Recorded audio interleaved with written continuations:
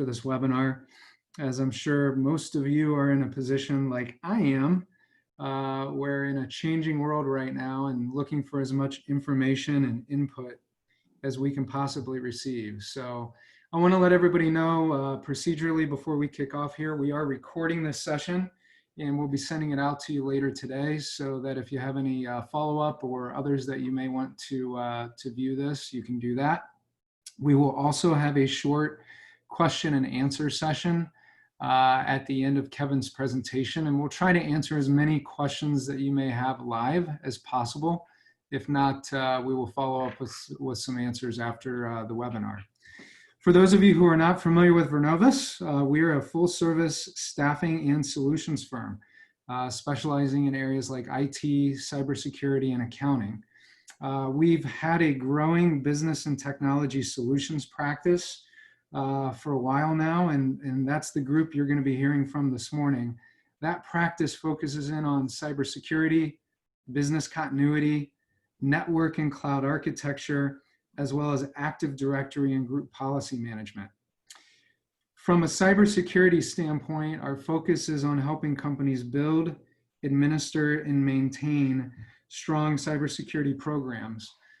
We do this utilizing our virtual CISO model, and we've helped many clients, especially lately, as they've been navigating the growing complexities of a work-from-home workforce and some of the things that come along with that.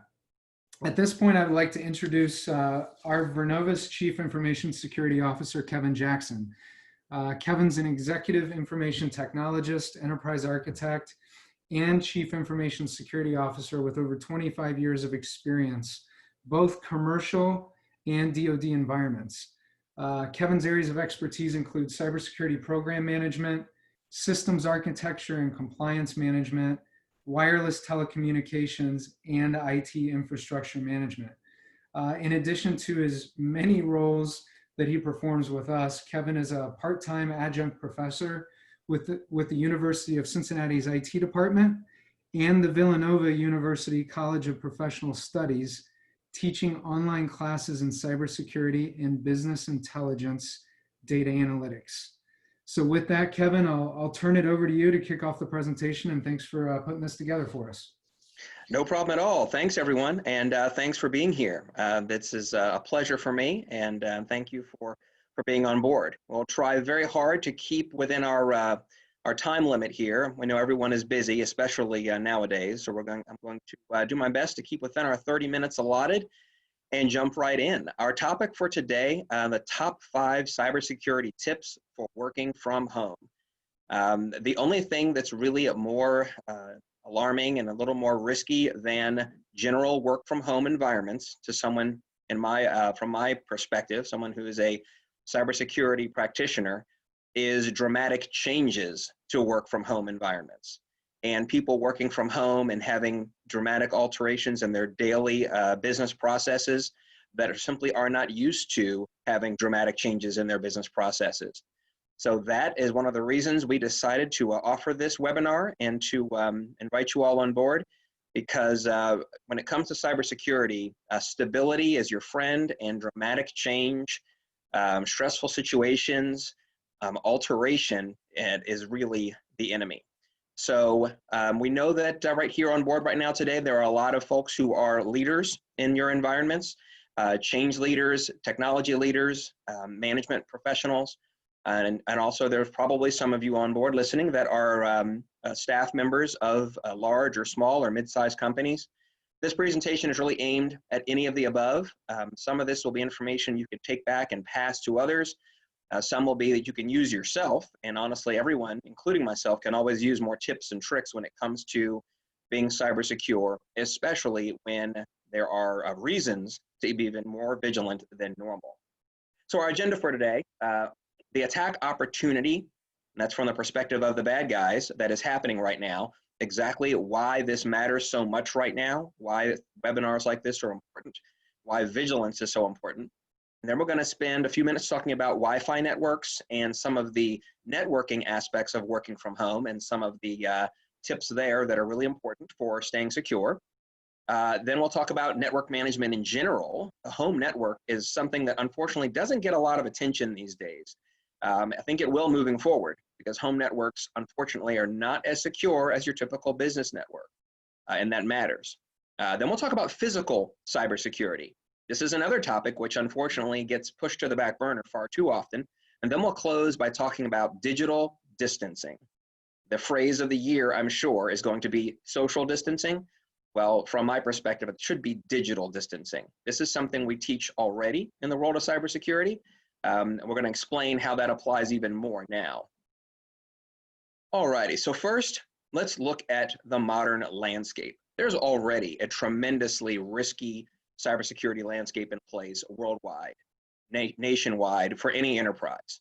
When you have events like what's been triggered by the coronavirus and this dramatic shift to working from home for something greater than 75% of the workforce across the coast, from coast to coast, you have a dramatically increased risk situation. You have a problem here where you're not necessarily going to be able to take advantage of all the same controls, all of the same defenses that are usually protecting your workforce and that are usually protecting yourself and your business. So in a situation like this, being extra vigilant is mandatory. Understanding that corporate offices are designed to be like castles, that working from home takes you away from this castle with its tall walls of defenses, with its sentries monitoring on top of the walls, with your nice moat and your castle gates that are locked and secured. In some ways, in many environments, when you leave that environment and you're working from home, away from that castle, some of those controls and protections can more easily be evaded. They're just not the same. This is why vigilance is important. And on top of that, we have to deal with simple human error and business culture, operational culture, and the changes that can occur when people are no longer working in the office, when they're no longer dealing with immediate oversight and people walking past day-to-day operations as normal. You're working from home and you have to minimize change in ways that could be risky, that could be detrimental to the business. This is a golden attack opportunity for the bad guys. Cyber criminals are already enjoying a $1.5 trillion annual revenue business. In 2019, $1.5 trillion in revenue was generated by cybercrime worldwide. And the name of that game is taking advantage of opportunities. The name of that game is looking for things just like this current pandemic, where a lot of controls and a lot of cybersecurity measures might be bypassed or might be ignored or might go completely missed because of the need to get people into different work environments for very important reasons. So being vigilant is the name of the game. Knowing you're at risk, letting your staffs know they are at risk, letting everyone know this is not a normal situation and for more reasons than just you're working from home. It's also not normal because the risk is heightened. Taking advantage of this kind of an opportunity is exactly what cyber criminals are best at.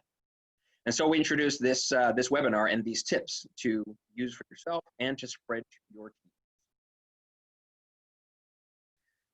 Okay, so first and foremost, let's talk about two different aspects of Wi-Fi work from home networks. Now, the great news is everyone, for the most part nowadays, has some sort of wireless access in their homes. They're able to connect to the internet. They're able to bring home a device, a computer that's corporate owned, get into a Wi-Fi network and connect. How do we do this securely? Whenever you work away from the office, of course, it's a best practice to use either an enterprise VPN or to leverage virtual desktops, to use some secure method of connecting so that you're not necessarily putting your data in an unencrypted way, your business data, your corporate data, out across networks to connect to clients, to deal with customers, manage business operations. The problem is sometimes there are workarounds available for this, and sometimes there's just options for employees to use while working from home. And this is where education and reminders are so important. It's not okay to, for example, since you're working from home, I'll build this Word document or I'll edit this spreadsheet on my home computer and then email it to myself, because that way I can be in my normal environment and put my home laptop on my lap in front of the TV and do some work and then just move it over. You wouldn't do that when you're in the office. So you want to make sure that people know not to do that when they're at home, to keep business information and business processes on those corporate devices, to not accept workarounds, to not decide I'll just move these files over to another device or work on my personal iPad if I wouldn't do that normally. You only want to use computers, software, applications, websites that are approved for use by your company. And you want to make sure everyone in your enterprise knows that. Because again, that anything other than what's approved and what's normal opens the door for attackers to take advantage of the situation. Another critical aspect of this is how you actually operate in your home network and how you protect your home network. There are some things here which even some technology people, honestly, when it comes to their home network, don't really pay a lot of attention to. That might well change given what's going on nowadays. These are the 6, probably the most important parts of managing a home network that honestly far too often go overlooked. First, the SSID, that's the name of your home network. Change the default name of any network SSID that you have. The default names on most devices, for example, if you have a Cincinnati Bell home router, the default name of that router will usually have the name of the manufacturer in the default name. That's the problem we're trying to avoid. If an attacker is pointing an antenna around a neighborhood, and they're doing that right now, and trying to sense who has unprotected home networks, if they can point to yours and see the model of the network router that you have, then they will know exactly what vulnerabilities to scan for, because everyone is available to be scanned and Google searched to see what manufacturer's equipment has certain vulnerabilities. They publish them as a way to make sure they get fixed. So if, for example, you have a Zyxel router, which is a great manufacturer, and everyone knows it, an attacker can see you have that, they can look up the vulnerabilities of that router, and if yours haven't been patched or fixed, then they know how to take advantage and get into your router remotely. Another key is to set do not broadcast mode on Wi-Fi routers. This is, in other words, a way to make it so that someone casually sniffing through a neighborhood doesn't see your Wi-Fi network at all. Now, this means that you have to manually enter the info for your home devices, for your smart TV, video game systems for your kids, and of course your computer, work, and home. But that's okay. It'll still work as usual, but it keeps a level of secrecy to the fact that your network is there. Of course, password security matters. Having strong passwords, using strong passwords, occasionally changing those passwords, as painful as that might be, to access your Wi-Fi network and to access the admin controls of your router. Changing those defaults is a must. Of course, encryption matters. There are varying levels of encryption that can be turned on the average router. Always enable the most stringent, the strongest level of encryption that's available on your router. Central location, this is something that really gets missed far too often. If possible, always locate your Wi-Fi router in the middle of your home, as close to the middle of the boundaries of your four walls as possible. This is an important step because it actually minimizes the amount of range your antenna has out into the outside world. So that's a really important step. And lastly, firmware. And this is about updating. Again, those vulnerabilities we mentioned, having those patches in place, having your firmware on your Wi-Fi router updated and regularly updated is important. And this is something, unfortunately, many people miss. One way to avoid that problem is to turn on automatic updates when it comes to items like your Wi-Fi router, just like most people have on their personal computers. Automatic updates. When there's issues, they will immediately get updated and fixed.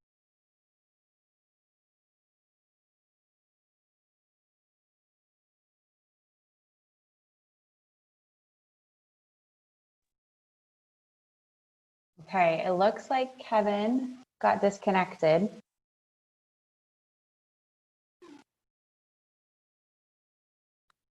Give us 1 second while we see if he can get back up. In the meantime, does anyone have any questions they want to pop into the Q&A section to make sure that Kevin gets to today?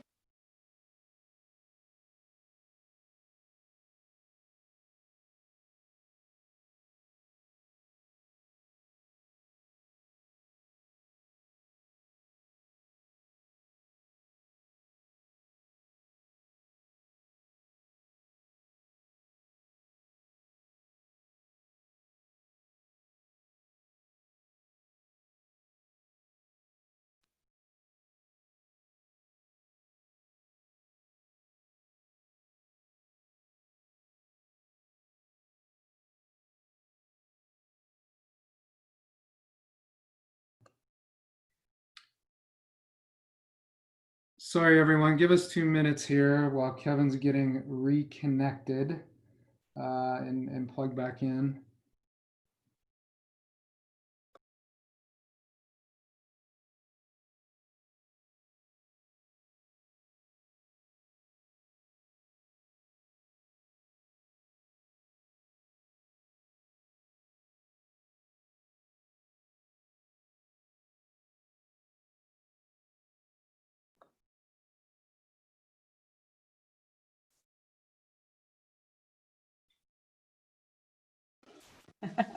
We hope that Kevin didn't get compromised by cyber criminals.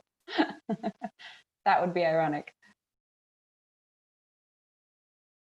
We see you, Kevin. If you Am I can hear. back? You're back. Yes. Oh, I just got dropped in the middle of a sentence. So it looks like I'm back now. Sorry about that.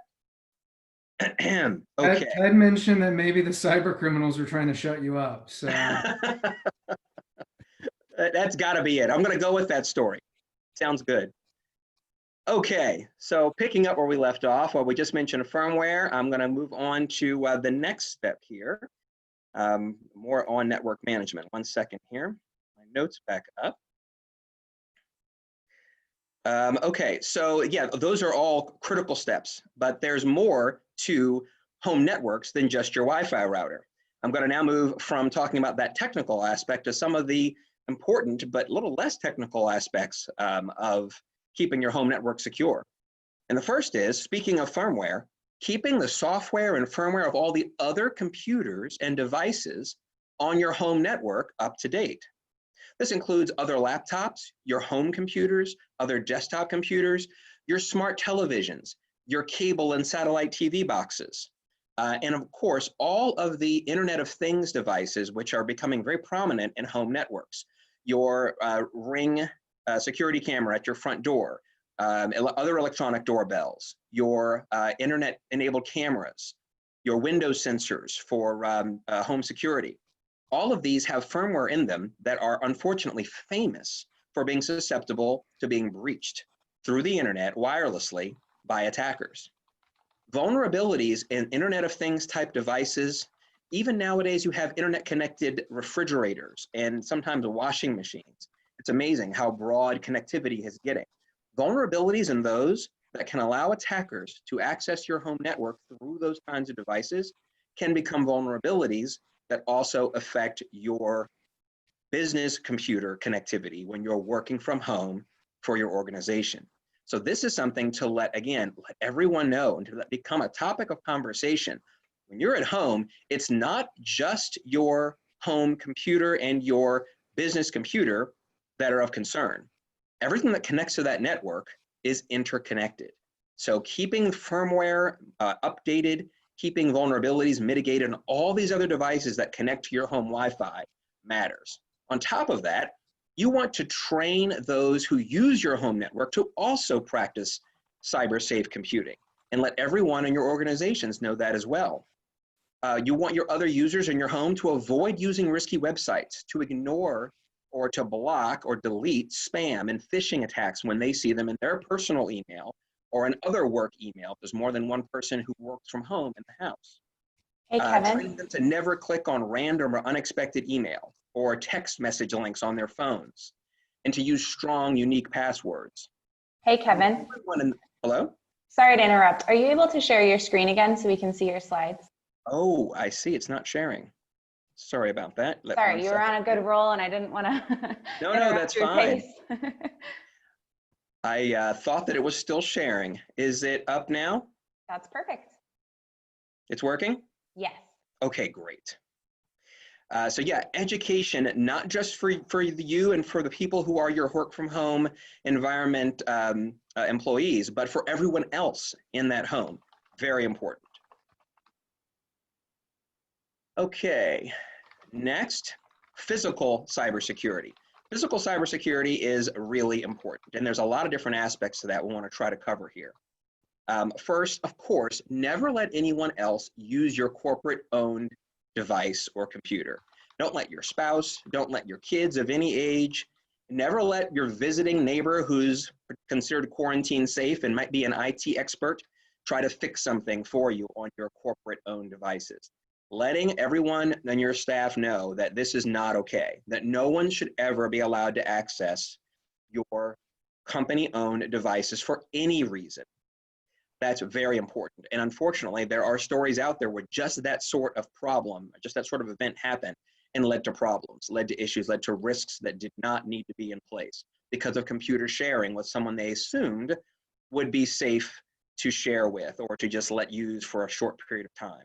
It's never okay to let others use your corporate-owned devices, and that message really needs to be stressed.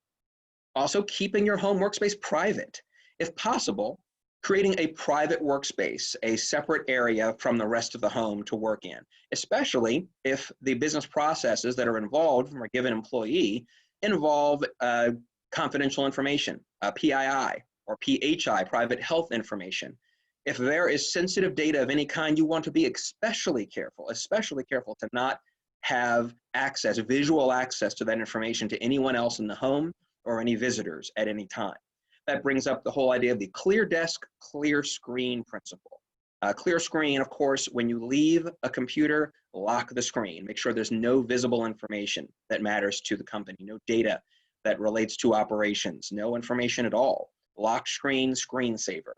And when it comes to physical desk security, if you have printed paper items, documents, handbooks, whatever they might be, never leaving those out in circulation in the home, not having them be accessible to anyone who visits, to be misplaced, accidentally thrown away so they can be discovered by someone who is doing a dumpster dive, keeping tight control over those items, especially if they're sensitive or confidential, locking away paper items into locking drawers or cabinets and not having a desk area that's got corporate information scattered about.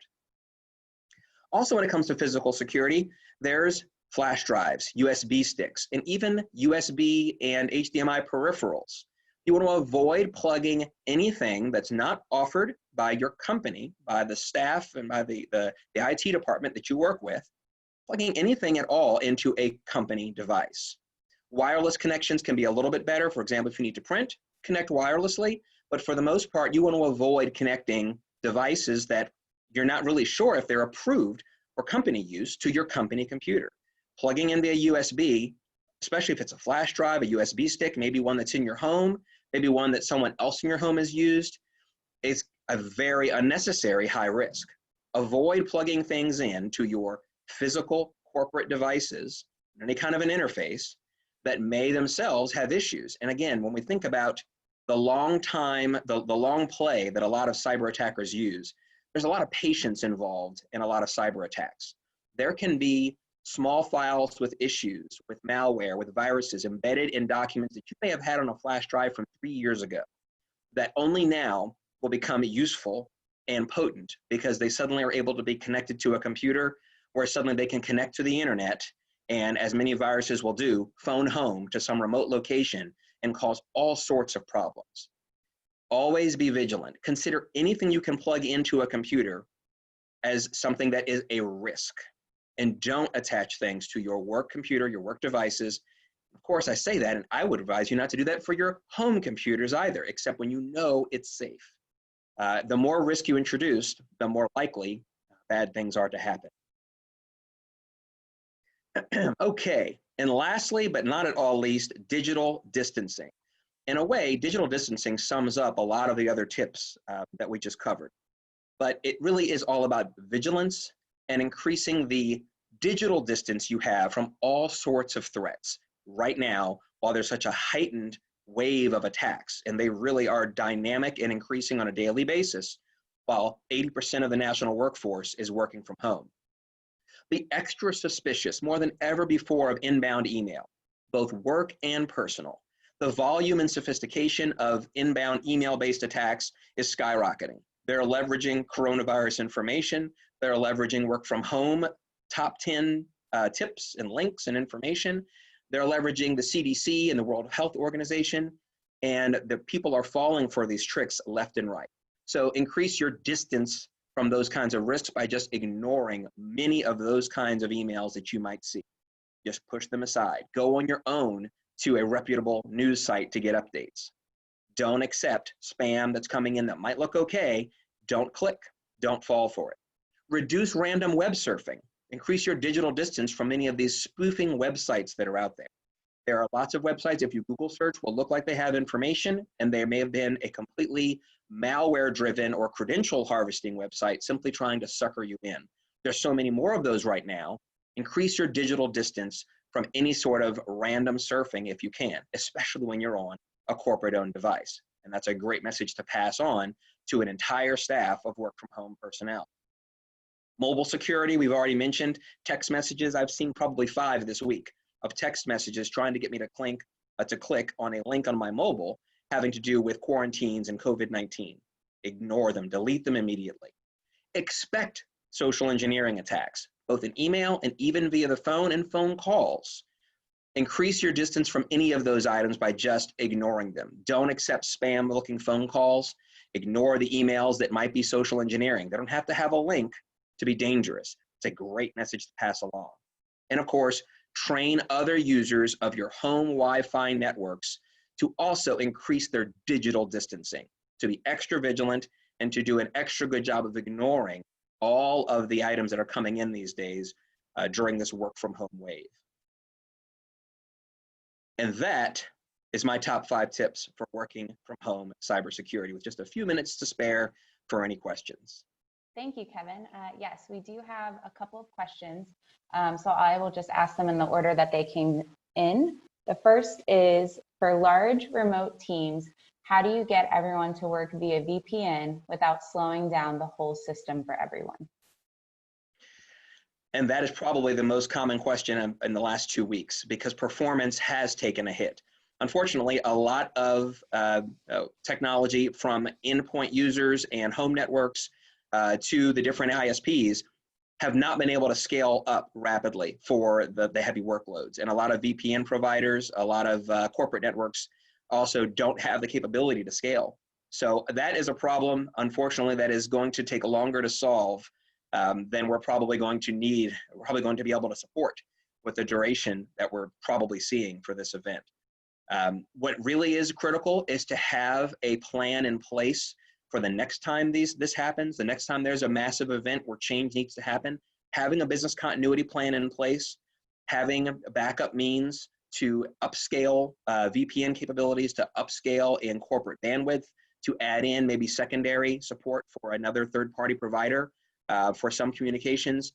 That's going to be the name of the game moving forward, because everyone has noticed dropped calls, failures in communication, slow bandwidth because of the massive change from these corporate locations to working from home, and massive load on VPN networks and on home-based, community level internet service provider networks that are simply not designed to have so much load at home, in addition to all the extra streaming load they're getting with kids being off school and stuck at home, streaming massive amounts of audio and video on your Netflixes and Disney Pluses of the world. The networks aren't optimized for this, and unfortunately it's showing. Great, thank you. So we had a quick question asking if we'll be sending out the slides or the bullet points of the top 5. I just want to reassure you that we will. And then we have another question. There are so many home routers out there to support. Where do you recommend our service desk teams direct people to find information? To their ISP or to the manufacturer website? Definitely to the ISP. The manufacturers provide that equipment to the ISPs, and almost, I'd say 99% of the time, the ISPs do their own configuration loads on those devices. They have their own loaded firmware adaptations that are specific for that ISP that the manufacturer won't have insight to. So you definitely want to reach out to the ISPs, and unfortunately, the ISPs are really heavily loaded right now. They are getting far more, as you can imagine. They're getting a factor, an order of magnitude more calls on a daily basis, with people complaining mostly about bandwidth, but also about drops, connectivity, failures of units. So that does make for longer wait times and having to try to time it for the beginning or the end of the day when there might be drop-offs, late at night for the ones that have 24-hour service. But yeah, you definitely want to reach out for the ISPs first, because the manufacturers will often redirect you to the ISPs because they may simply not know what the active configuration is on those home routers. Thank you. Do you have any recommendations for easy to follow instructions for IoT device updates? So that's a little trickier because they vary pretty widely from IoT device to IoT device. I have a couple of Ring video doorbells all around the different entrances to my home, and their update process is rather different than what is for my smart TVs, for example. So it's going to vary by manufacturer. It's going to vary by type of device, but the common pattern is almost all of these devices will have some sort of an update mechanism that you can find in their menus. The tricky part is not everyone knows how to get into the control menus. They're not simply may not be used to it, to getting into the menus and finding what the update options are for a given home security camera or smart TV or internet-enabled refrigerator. So the commonality is going to be go into the menu, the settings, and look for what is in place for updating or firmware updates or software updates and investigate those settings. But how that works specifically is going to vary pretty widely from device to device, which makes it a little more unfortunate because there isn't an easy way to have a list of 5 steps that are going to apply to every kind of Internet of Things device in your network. But on the big picture, it is similar. Find a way into the settings for the devices, have an inventory of all your devices. It's amazing how much home security is becoming like corporate cybersecurity, where you really need to be doing asset management. When I recently upgraded my home Wi-Fi network, I was stunned when I really took an updated inventory of just how many devices needed to have the password changed because it was a brand new device. There is so much in my home IT asset inventory. And I was pretty impressed by it. And here I am doing a home asset management task just as I would for corporate cybersecurity. But too many people don't do that. And it's actually needed. Home cyber is becoming as advanced in some ways as corporate cyber. Thank you. Okay, and I know we're a couple minutes over, so last question, and I think Jason might jump in to help with this one. The question is, so what is Vernovis's role in this? What services/support does Vernovis offer companies to better address these issues? Yeah, thanks, Petra. And Kevin, I'll actually start with you from a cyber standpoint, and then I'll get into some of the other technology solutions if you want to lead that up first. Absolutely.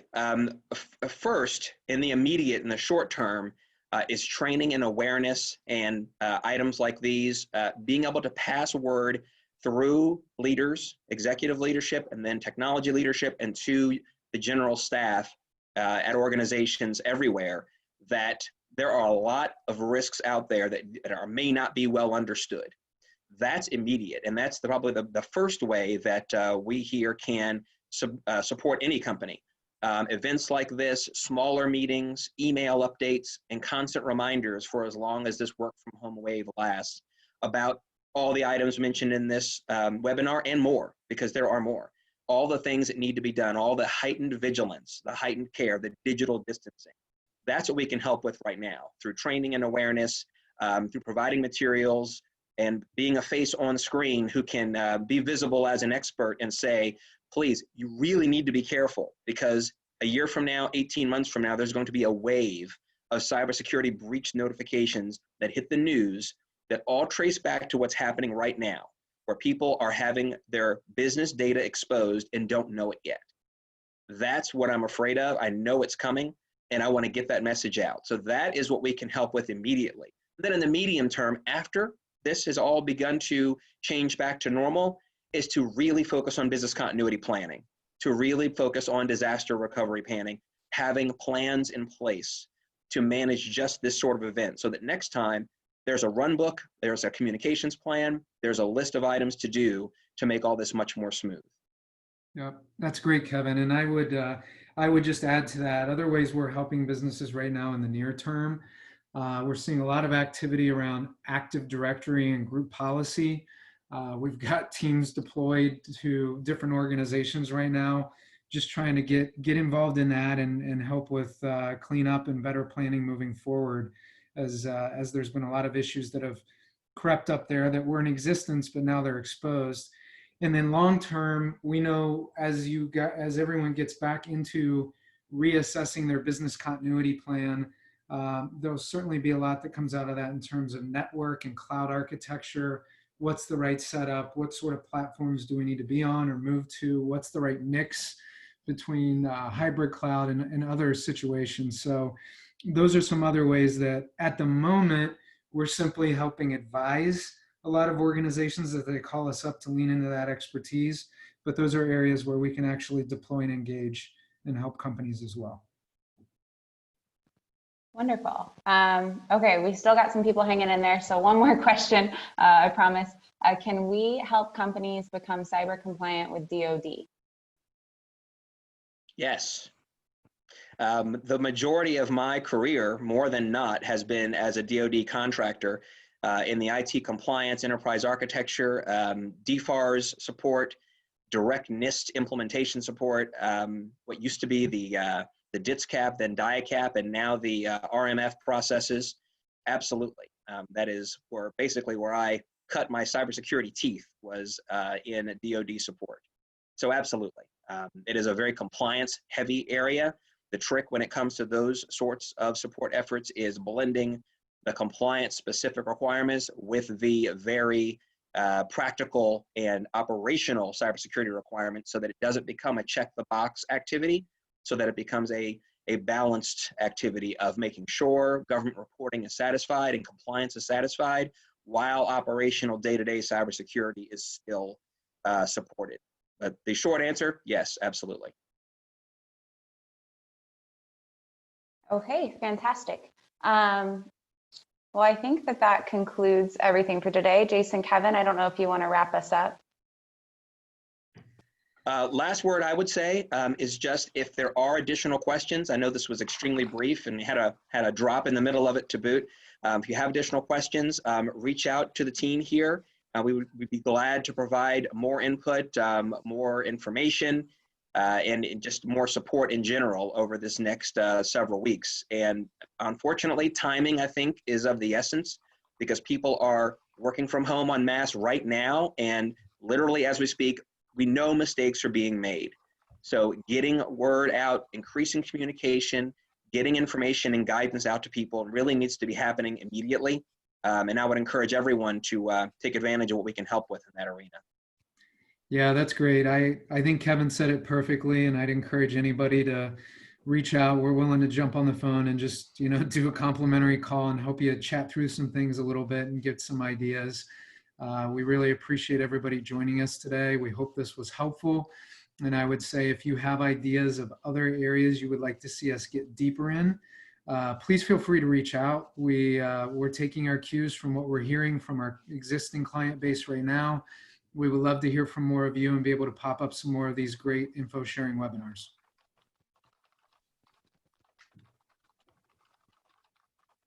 Thank you all for joining.